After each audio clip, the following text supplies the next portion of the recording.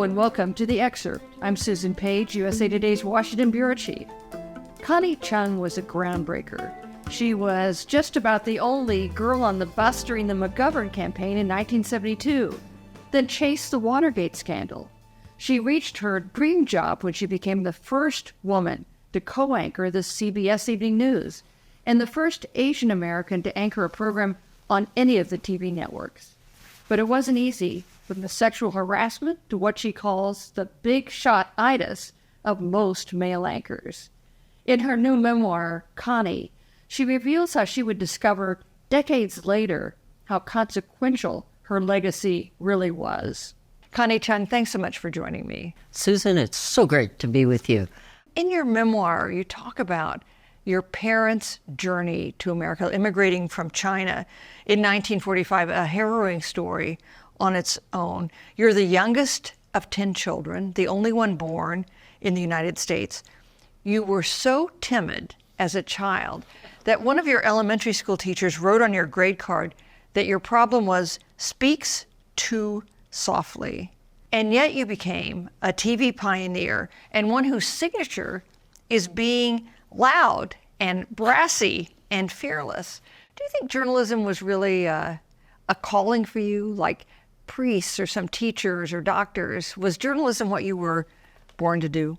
I think once I decided that's what I wanted to do, I was driven, incredibly driven.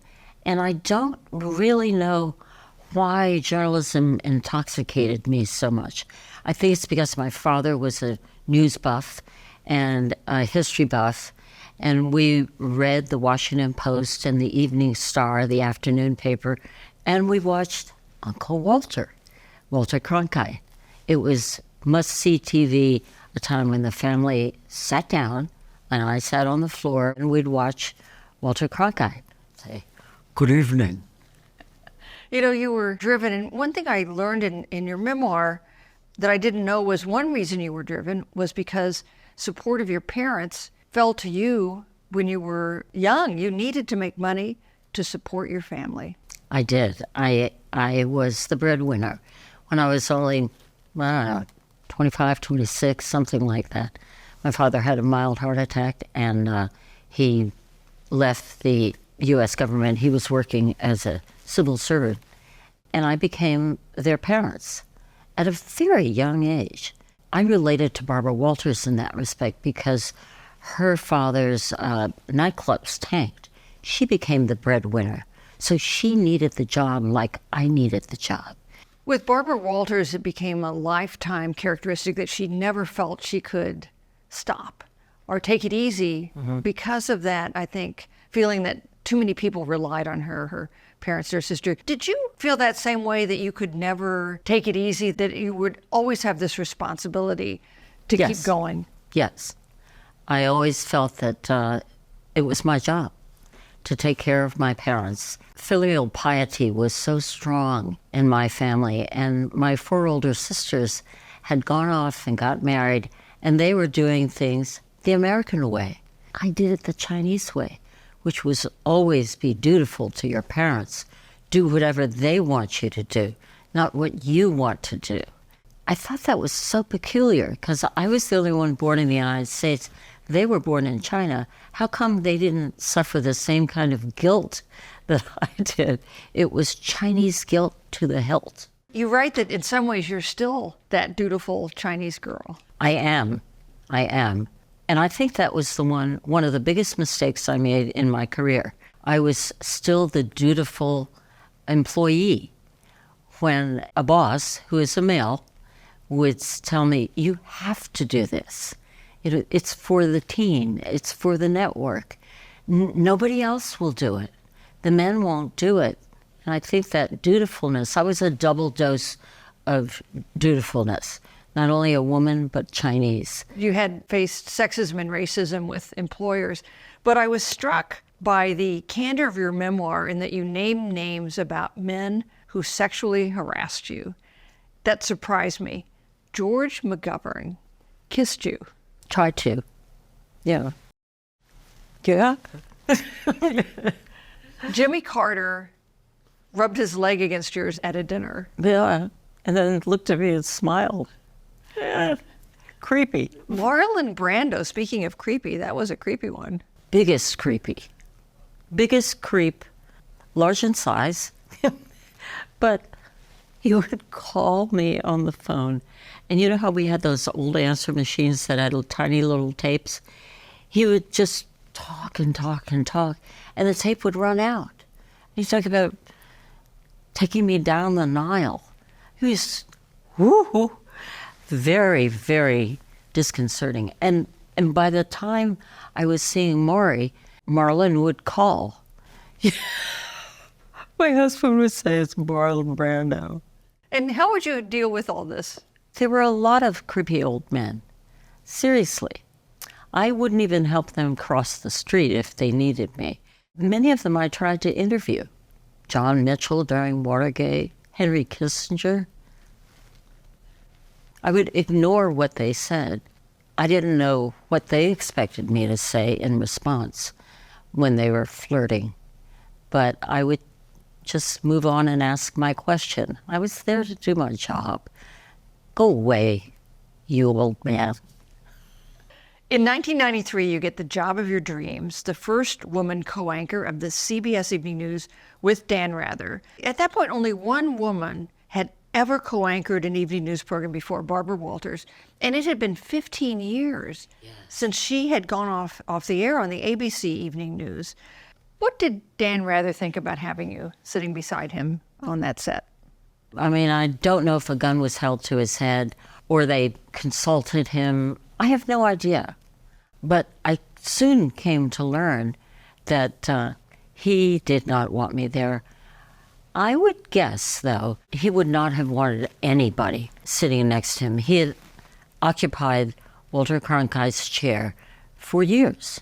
My guess is that even if they put a dog, a cat, or a plant, it wouldn't have made any difference. What did it mean to you to be sitting in Walter Cronkite's chair? I really thought I've reached the top of the mountain. It was the creme de la creme job. I couldn't imagine actually occupying half his chair. And Walter called me after I got the job. He was always so good to me. And he said, I'll just have one bit of advice, Connie. Be yourself. And I thought, he was himself. He was no phony. And I think you can tell who is a phony on television. You can tell when people are lying. You can tell who is manufacturing a personality. So after you get your sea legs there and you've done some big interviews, Dan Rather invites you out for coffee and gives you some instructions. What did he tell you? He said, you just stay in the studio. I'll cover the stories out there in the field, and you read the teleprompter. And what did you say? I had a hard time with a quick comeback. I was so aghast. I thought, okay. So I did tell the president of CBS News, and he said he told me the same thing. And I thought, really? I was surprised. I thought those words were just for me. And not long after that, I was dumped. You weren't just dumped. You heard about it as you were preparing to go on the air of the CBS Evening News. You got a phone call, and then you had to go on the air and deliver the news. What was that like? My lawyer, who was also my agent, Alfred Geller, called me before I was going on the air, and he said, I've been with all of your bosses all day, and I have something to tell you. He told me that was my last broadcast, that they offered me another job, but we'd have to talk about it and whether I wanted to accept the weekend news and doing specials during the week. And I thought my world came closing in and crashed. So I called my husband, I called Maury, and he said, okay, let's talk about this when you get home. And when I went on the air, I looked over at Dan Rather and said, I wonder if he knows what I know. And he didn't show any sign of it. Not that I could necessarily tell. And I went ahead and did the news. Later, I thought, I wonder if the bosses were afraid that I would spill the beans and really cause an embarrassing scene. But you know what, Susan? I think they knew me better than I thought they did. They knew I was the good, dutiful employee who would not do anything untoward. And I didn't. I just did the news, bit my tongue, and did the news the way I always did, and said goodnight, walked off the set, got into a cab, came home, and said, Maury, pour me a stiff scotch. So you're writing a memoir. It's 2019, 5 years ago, and you get an email out of the blue with the most extraordinary revelation. What was it? A young woman named Connie Chung emailed me, and she says, I was named after you. And I thought, oh, how unusual, how funny. And so she said, can we talk on the phone? Connie Chung and I talked on the phone. She told me that when she was only 3, she came to the United States with her parents, and there she was. They said, we need to give you an American name. All she knew was what she saw on television. So she said, Connie or Elmo. And thank goodness her parents chose Connie. And Connie Chung then went to UC Berkeley. And half the school is Asian. So she's in the cafeteria and somebody says, Connie! Half the room turns around and looks at her. And she apparently realized that when she was trying to get her email address for college, that there were so many Connies. And she thought, there is something to this. And Connie became quite a journalist, but this was her mission. She wanted to find out if there were other Connies who were named after me. And she did. She found untold numbers of Connies that were named Connie after me. When she told me her revelation, I was flabbergasted. Now, these are Chinese girls and Japanese and Korean, Taiwanese, this Vietnamese. whole generation Yes. of Asian girls named Connie. Some of them named Chung as their middle name, so Yes. their name's Connie Chung and then whatever their last name is. Exactly. It was really astounding, honestly. But the key is that Connie she's so smart. She found out that it was really the parents who were trying to create a Connie who they perceived as successful as I was. I mean, I wasn't declaring that I was successful because I couldn't get my arms around that. But the parents did. They gave me the denouement to my book. They gave me a beautiful ending that I had never imagined. Connie Chung's memoir, Connie, is on bookshelves now. Connie, it's been a pleasure talking with you. I love being with you, Susan. Thanks for watching. I'm Susan Page, USA Today's Washington Bureau Chief. I'll see you next time.